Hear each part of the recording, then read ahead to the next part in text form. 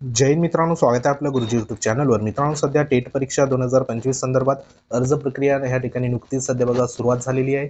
आणि ह्याच्यामध्ये जे काही टेट परीक्षे संदर्भात जे बरेच सध्या बघा प्रश्न होता की जे सध्या एपीआर उमेदवार आहे, म्हणजे या ठिकाणी पदवी परीक्षेचा अंतिम वर्षाचा जे काही उमेदवार आहे, तर त्या उमेदवारांना देखील संधी या ठिकाणी मिळायला पाहिजे।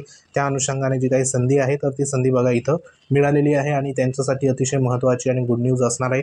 त्या अनुषंगाने बघा सविस्तर जो काही शासन निर्णय आहे, तर तो शासन निर्णय देखील इथं पार करण्यात आलेला आहे। तर त्या अनुषंगाने बघा या ठिकाणी स्क्रीनवर तुम्हाला दिसतोय का हा जो काही शासन निर्णय आहे, तर तो आताचा आहे 2 मे 2025चा। तर इथं मजकूर जो देण्यात आलाय, शिक्षक अभियोग्यता आणि बुद्धिमत्ता चाचणीस प्रविष्ट होण्याबाबत तरतूद सुधारित करण्याबाबत। कारण आपल्याला माहिती आहे की जी काही तरतूद होती, तर त्या तरतुदीमध्ये जे काही सध्या बघा या ठिकाणी शैक्षणिक आणि व्यावसायिक पात्रतेमध्ये संपूर्ण जी काही पात्रता आहे, तर ती पात्रता तुमची पूर्ण असायला पाहिजे, तेव्हाच सध्या अप्लिकेशन करता येत होतं। परंतु आता जे काही एपीआर असलेले जे उमेदवार आहेत, तर त्यांना देखील सध्या इथं संधी मिळालेली आहे। तर त्या अनुषंगाने सविस्तर बघूया। त्याआधी बघा ह्याच्यामध्ये जो काही प्रस्तावना आहे, तर त्या प्रस्तावनेमध्ये आपल्याला माहिती आहे की संपूर्ण जी काही डिटेल्स असेल, पार्श्वभूमी असेल, तर ती त्या ठिकाणी देण्यात आली। तर आता जी शिक्षक अभियोग्यता म्हणजे टेट परीक्षा आपल्याला माहिती आहे की 2017 मध्ये सध्या पहिली झाली होती, त्यानंतर सन 2022 मध्ये दुसरी टेट झाली होती आणि आता सन 2025 मध्ये तिसरी टेट आहे।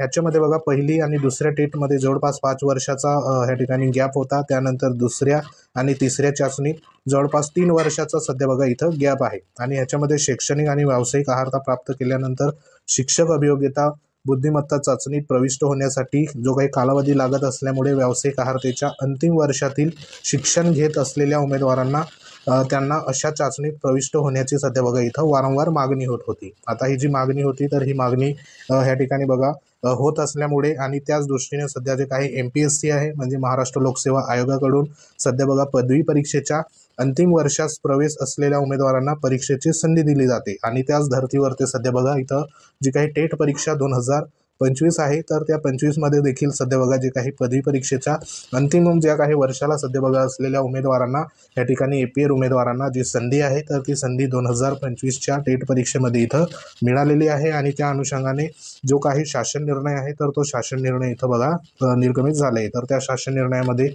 जे या ठिकाणी स्टेटमेंट देखील देण्यात आले की उक्त संदर्भीय शासन निर्णय 10/11/2022 मधील परिच्छेद जो होता क्रमांक 3 मध्ये, त्याच्यामध्ये काय म्हटलेलं होतं की शिक्षक अभियोग्यता व बुद्धिमत्ता चाचणीत प्रविष्ट होण्यासाठी उमेदवार किमान शैक्षणिक व व्यावसायिक अर्हता धारण करणे अनिवार्य असेल, अशा पद्धतीने मजकूर होता। तर त्याऐवजी बघा या ठिकाणी जी काही तरतूद आहे, तर ती बदलण्यात आली आहे। आणि तिथं काय म्हटलेलं आहे की शिक्षक निवडीकरिता जे काही आवश्यक किमान शैक्षणिक व व्यावसायिक अर्हता धारण करणारे उमेदवार शिक्षक अभियोग्यता व बुद्धिमत्ता चाचणीकरिता या ठिकाणी पात्र राहतील।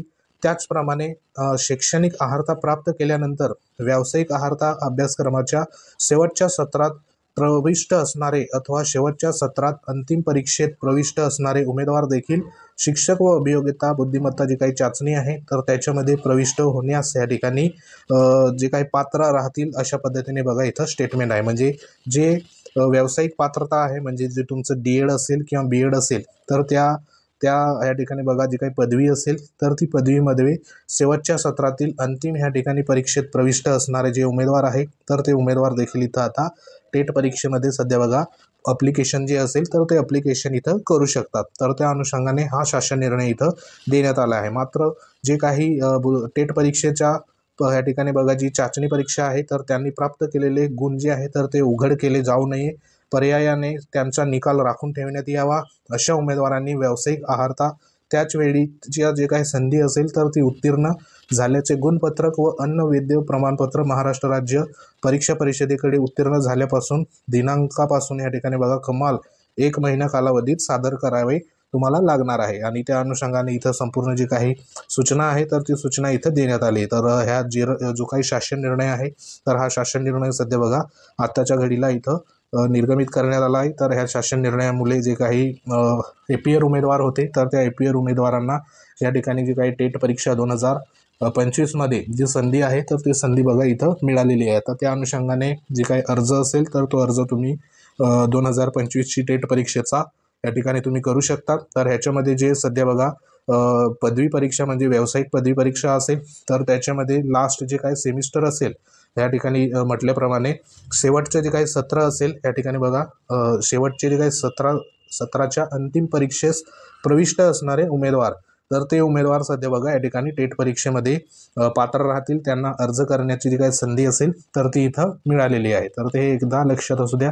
हा संपूर्ण GR आपल्या टेलिग्राम चॅनलवर अवेलेबल आहे. लिंक व्हिडिओच्या डिस्क्रिप्शनमध्ये, तिथं जाऊन तुम्ही बघून घ्या, एकदा सविस्तर तिथं बघून घ्या. तर जे उमेदवार सध्या बघा पदवी परीक्षेच्या शेवटच्या सत्रामध्ये सध्या प्रविष्ट असेल, त्यांचा निकाल लागणे बाकी असेल, बरोबर, तर ते उमेदवार तुम्ही टेट परीक्षेमध्ये देखील या ठिकाणी अर्ज करू शकता. तर त्या दृष्टीने हा एक महत्त्वाचा शासन निर्णय इथं निर्गमित झालेला आहे. तर महत्त्वाचा शासन निर्णय होता. माहिती आवडली असेल लाईक करा, शेअर करा. तुम्ही जर आपल्या चॅनलवर नवीन असाल, चॅनलला आवर्जून सबस्क्राईब करून घ्या. बाजूला बेल आयकॉन आहे, त्याला देखील प्रेस करा. तुमच्या काही कमेंट असतील, कमेंट करू शकता. तर महत्त्वाचा निर्णय होता. तर भेटू आपण अशाच प्रकारच्या महत्त्वाच्या अपडेटमध्ये. तोपर्यंत जय हिंद, वंदे मातरम.